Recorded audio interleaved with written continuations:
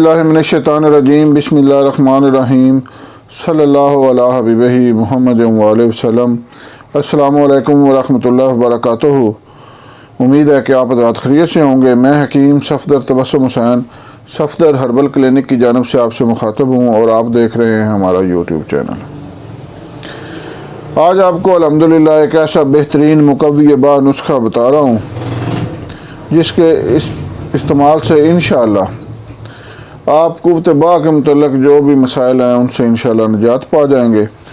सबसे पहले गुजारिश है कि आप हमारे चैनल को सब्सक्राइब करें, वीडियो को लाइक और शेयर करें ताकि दूसरे जो ज़रूरतमंद लोग दुनिया में कहीं भी मौजूद हैं वीडियो उन तक पहुँचे और वो इससे फ़ायदा उठाएँ और मेरे और आपके लिए सदका जारिया बने। कुव्वत बा के नुस्खों के शायकीन पूरी दुनिया में भरे पड़े हैं, क्योंकि सबसे पहले तो ये है कि इसमें लज्जत होती है जिनसी अमल में, उस वजह से लोग कुव्वत बा के नुस्खों की तलाश में रहते हैं।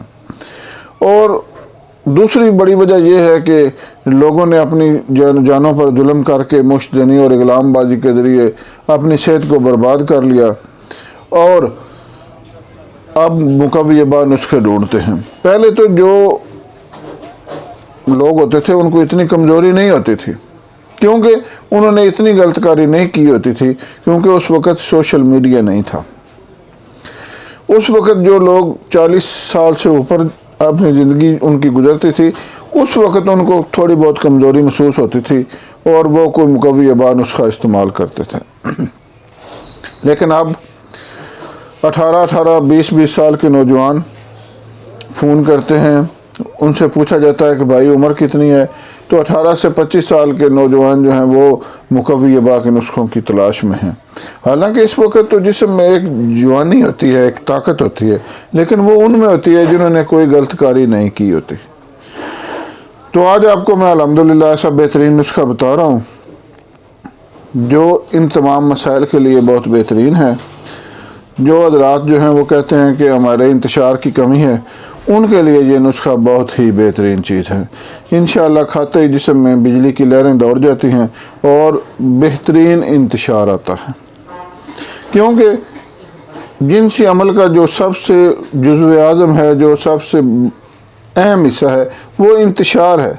अगर बुनियादी तौर पर इंतशार ही नहीं आएगा तो जिनसी अमल स्टार्ट ही नहीं होगा, बल्कि होगा ही नहीं, स्टार्ट भी नहीं होगा और होगा भी नहीं। तो इस वजह से ये नुस्खा बहुत बेहतरीन है। नुस्खा समात फरमाएं।